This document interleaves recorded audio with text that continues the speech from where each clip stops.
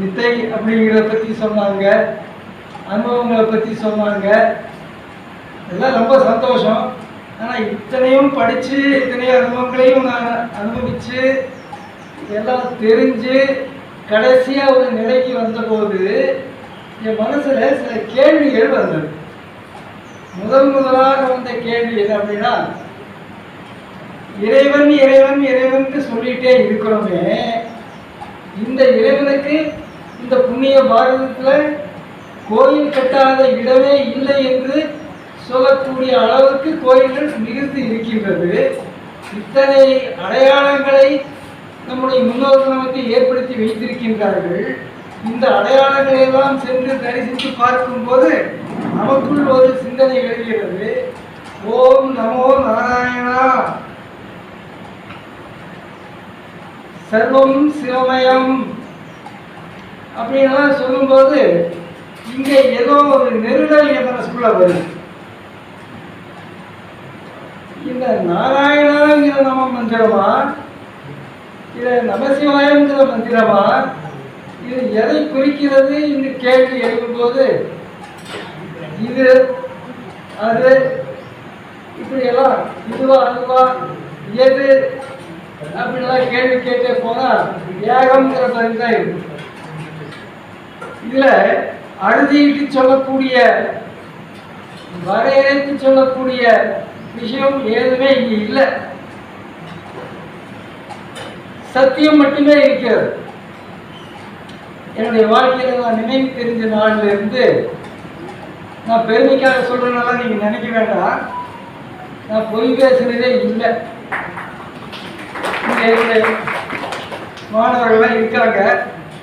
நான் ஏதாவது எனக்கு தெரியாமல் ஏதாவது சொல்லியிருந்தேன்னா கூட அவங்களுக்கு தெரியும். இப்போ அவங்க சொல்லி எனக்கு ஞாபகப்படுத்தலாம், இந்த சமயத்தில் நீங்கள் இப்படி ஒரு பொய்யை சொன்னீங்க சொல்லலாம். இப்படியெல்லாம் வாழ்க்கையில் எதையுமே பொருட்படுத்தாமலேயே வாழ்ந்து இதுதான் நமக்கு வேணும் இதுதான் நமக்கு வேண்டாம் அப்படின்னா இல்லாமல் பாவமேது புண்ணியமேதுன்னு வாழ்ந்த வாழ்க்கையை வாழ்ந்துருந்தான். எது பாவம் எது புண்ணியம் இதுக்கு வரையறை வைத்தது யார் அப்படின்னா, மகாபாரதத்தில் ஒரு அருமையான ஒரு இன்சிடென்ட் சொன்னாங்க. துரோணாச்சாரியரை பற்றி சொன்னாங்க. ஏகனுடைய பெருவிரலை தானமாக கேட்டாரு. அதில் அவர் பாவத்தை சம்பாதிச்சாரா புண்ணியத்தை சம்பாதிச்சாரா? எதுக்காக பெருவிரலை கேட்டார்? பதில் இருக்கு, மகாபாரதத்திலே பதில் இருக்கு. அவருடைய உள்ளத்தில் ராமன் ஒருவனே இந்த வில்லத்தில் தலை சிறந்தவனாக இருக்க வேண்டும், இந்த சீடனை தான் நமக்கு பிடிக்கும் அப்படின்னு அந்த சீடனையே உயர்த்துவதற்காக ஏகனுடைய பெருவரை கேட்டார். இது ராமனுக்கு போட்டியா வந்து அர்ஜுனனுக்கு போட்டியா வந்து மறதி இதுதான் இருக்குன்னு கேட்டுருக்கோம். இப்படி ஏதாவது பண்ணுதான் ராமனை முன்னிறுத்து அர்ஜுனனை முன்னிறுத்தி அவர்களுடைய விருதத்தை பெருமைப்படுத்துவதற்காக தன்னைத்தானே தாழ்த்தி கொண்டு மிக உயர்ந்த நிலையில் இருக்கின்ற துரோணாச்சாரியார் இருக்கின்ற மிகப்பெரிய குரு இருந்தாலும் கூட அவருடைய சிஸ்டர் தன்னுடைய அன்பான சிலர்கள் மேல எவ்வளவு பெரிய அன்பு வச்சிருக்கிறாருங்கிறது என்னால் புரிஞ்சுக்க முடியுது. நமக்கு கெட்ட பேர் வந்தாலும் சரி, உலகம் நம்மை பிடிச்சினாலும் சரி, நம்முடைய சீடர்கள் மேலாக உயர்ந்து வாழ வேண்டும் என்று மிகப்பெரியதோ புண்ணியாத்மா எண்ணங்களை அவர் வளர்த்து நமக்கு காட்டியிருக்கின்றார். ஆசிரியர் அப்படின்னா இப்படித்தான் இருக்கணும்னு எங்கள் சொல்லி பாடங்கி கொடுத்தார். என்னுடைய மாணவர்கள் எப்போதும் சிறப்பாக வாழ வேண்டும் என்கின்ற ஒரு உயர்ந்த நோக்கத்தோடு நான் என்னுடைய பணியை முழு மன திருப்தியோடு நான் செய்கிறேன். எனக்கு நான் குறைவச்சுங்கிறதே கிடையாது. நான் மனதார செய்த ஒரு காரியம் என்னுடைய ஆசிரியர் தொழில். இதில் அப்படியெல்லாம் நான் இருந்ததுனால இப்போ எனக்கு எதுவுமே வேண்டாம்னு விட்டு பெரிய சுவாமிஜி அவங்ககிட்ட இந்த ஆசிரமம் நம்ம குருநாதர் பண்ண புண்ணியம் எனக்கு கிடைச்சி ஒரு பாக்கியம் அப்படின்னா இந்த ஆசிரமம் ஆரம்பிக்கிற அந்த நாளைக்கு எனக்கு சன்னியாச தீட்சையும் வாங்கி கொடுத்தாலே சாமி ஒரு வழிகாட்டினார். இப்படிப்பட்ட குருநாதர் மத்தியில் வாழக்கூடிய ஒரு வாழ்க்கையை எனக்கு இறைவன் கொடுத்ததற்காக அந்த இறைவனுக்கு மிகப்பெரிய நோ கம்பேரிசன் அட் ஆல். இப்படி தான் இவ்வளவுதான் அப்படியெல்லாம் சொல்ல முடியாது. அந்த நன்றிக்கு அளவு கிடையாது. அந்த இறைவனை எப்போதும் நினைத்து கொண்டிருப்பது மட்டுமே நான் செய்கின்ற காரியம். அப்ப எப்படி நினைக்கிறது? இறைவனாக உலகில் கொண்டு இருக்கிறது.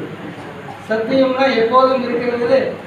அந்த சகோதரி பேசும்போது சொன்னாங்க, முக்காலத்தில் இருப்பது அப்படின்னு சொன்னாங்க, அறிவில்லாததுன்னு சொன்னாங்க. இன்னொரு சகோதரி சொன்னாங்க, உலகம் எப்போதும் மாறிக்கொண்டே இருப்பதுதான் உண்மையானது. உலகம் என்பது எப்போதும் இல்லை, இருப்பதெல்லாம் மித்தை. இது எப்போதும் மாறிக்கொண்டேதான் இருக்கிறது. சேஞ்ச் எல்லாம் பெர்மனன்ட் என்று சொன்னாங்க.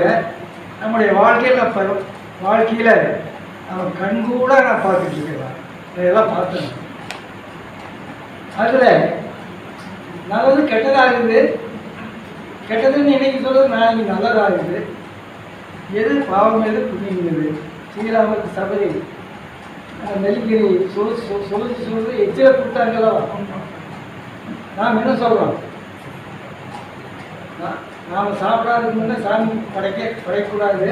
சாமிக்கு படைச்சிட்டு அப்புறம் தான் நாம் சாப்பிடணும்னு நாம் சொல்கிறோம்ல. இது எது புண்ணியம் எது பாவம்? இப்படி நாம் அழுதிட்டு பிரித்து பார்த்து ஒன்றும் சொல்வதற்கு இந்த உலகத்தில் ஒன்றுமே இல்லை. நமக்கு வாழ்க்கையில் ஒன்று இருக்குது. வாழ்க்கை என்ற ஒன்று நடந்து கொண்டே இருக்கிறது.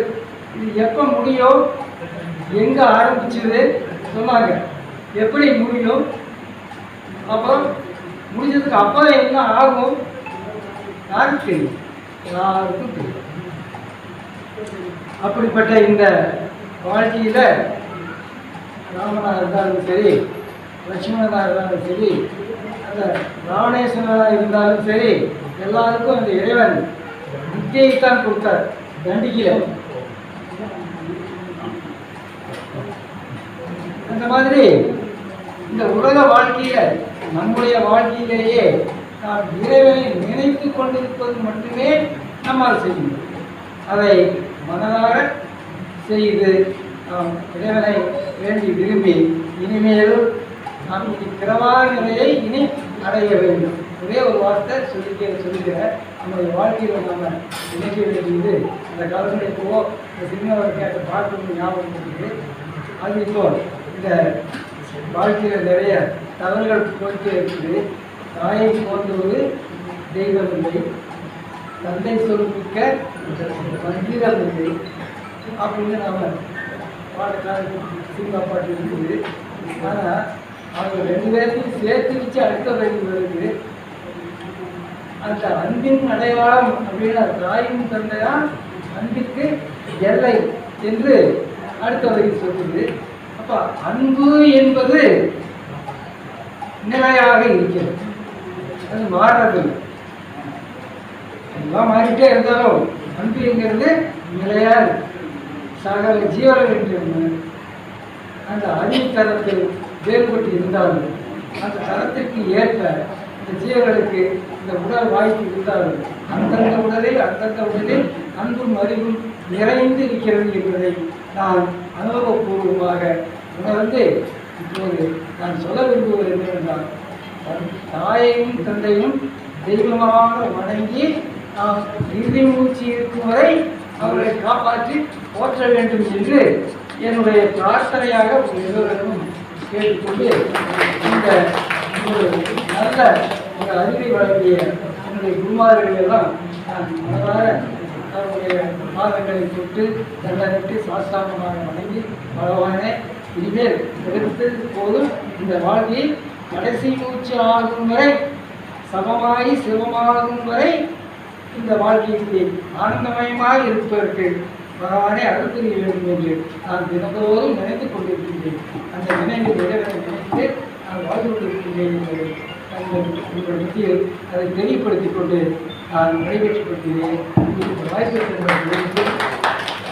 இந்த என்னுடைய இந்த சிற்றுரை அமைதியாக கேட்டுக்கொண்டிருக்கின்ற இத்தனை பெரியவர்களுக்கும் என்னுடைய மனமார்ந்த ஆசீர்வாதங்களையும் என்னுடைய வாழ்த்துக்களையும் தெரிவித்துக் கொண்டு உங்களுக்கு மீண்டும் மீண்டும் நன்றி சொல்லி நான் அமைதி